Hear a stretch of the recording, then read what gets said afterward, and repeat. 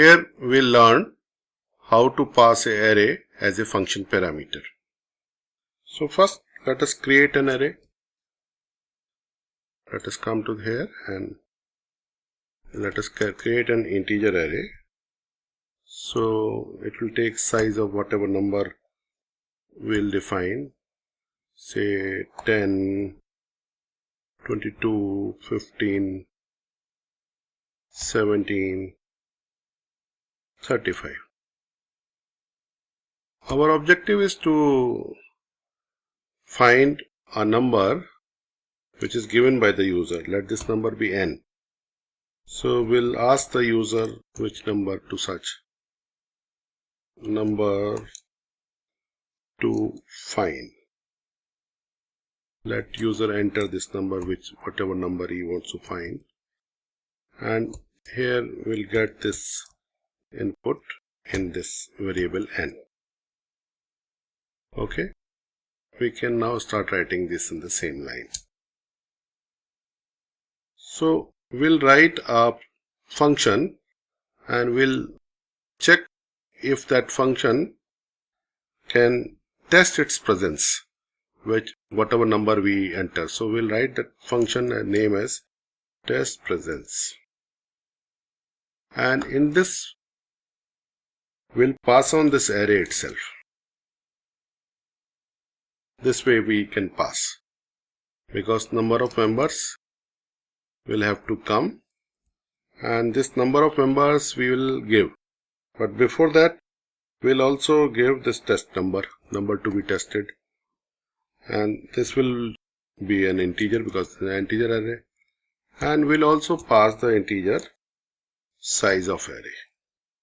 Array size can be calculated based on the integer type, but we are passing it here for convenience sake. And there is a return value. This time we'll choose a return value of boolean, that means true or false. If the presence is there, we'll return 1, else we'll return 0. So within this array, now array has been passed. Whenever we pass array to a function, it is passed as a reference.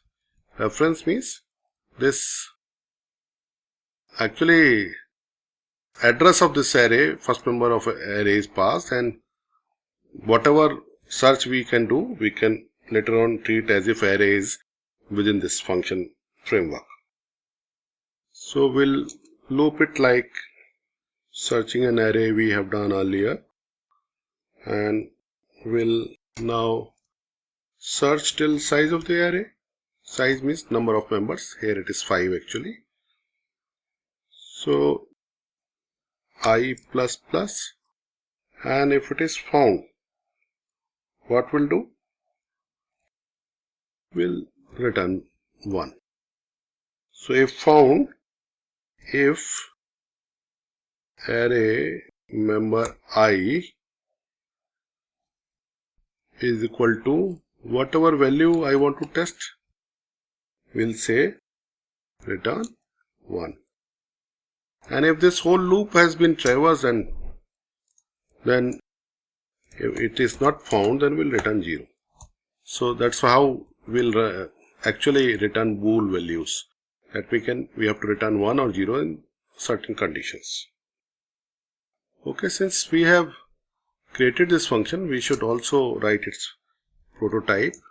Prototype will also say bool and test presence, and here now we'll write integer array like this and 2 more integers, because we have to give whatever data types we have in parameter. So we have an integer array and 2 more integer, and the return type is bool. So this we have to do carefully for compiler to check, and this we do before the main routine.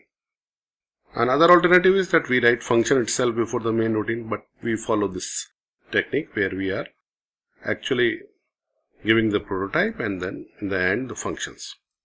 So now when the number is found, we can simply test if test presence, because now this test presence will have to carry this array name. So only writing ARR will actually mean the address of the first location member of the array. So this way we give pointer to array, and here we'll give whatever number you have entered, because that will be the number to be tested, and 5 we have passed here. So if this is true, then this will return true. So if it will be true, so we'll see out as found. Okay, and we'll do and L also here, and else will simply see out as not found. So by the way, using this function we have written a search function. So this seems to be okay now. Test presence integer array int array defined and a number which can be taken from the user. Test presence, if it is true, found, not found, and test presence passed on integer array test and int size, and if it is equal to test, then return 1, else return 0. Let us save this. I have already created in function 5 cpp. Let us build and run this. When we build and run this, if there is no error, yeah, it is asking me number to find. Now which number to find? Because it's 10, 22, so let me find 15. 15 is found. Now let me enter a number which is not found. Say if I enter 23. So it is not found. So this is working.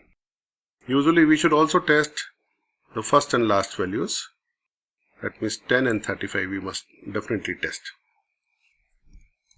10 is found, and we must test with 35 as well. 35 is found, and just to check its validity we must also check with 1 less than the first value. Let me say 9, so it is not found, and 1 more than the last value, say it is 36. This is, I am telling you to check the boundary conditions also. So this loop is working well. Now interestingly, just to show you that array is passed as a reference by itself, let me modify the array member 1 and let this be 21. Array member 1 will be this, because this is array member 0, this is 1, this is 2, this is 3, this is 4. That's how, because array indexes start from 0. So if I modify array 1 is equal to 21, so I can show you that now 22 won't be found, 21 would be found. Just see,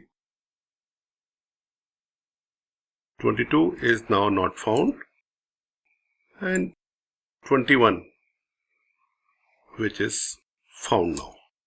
The reason is clear, because that whole array is being, although the array is declared within main scope, but arrays are passed by reference in C++. You don't pass them as value, and that's why this array is actually same as this array. Only thing, we can control this name whenever we want. It's just a matter of naming this array as a different reference, but this whole array content remains the same, and this content can be modified in a different block also, which is a new block of a function. So that's what we call that arrays are passed as reference in C++.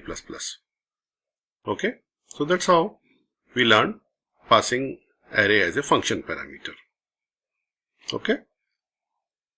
Please like, share and subscribe.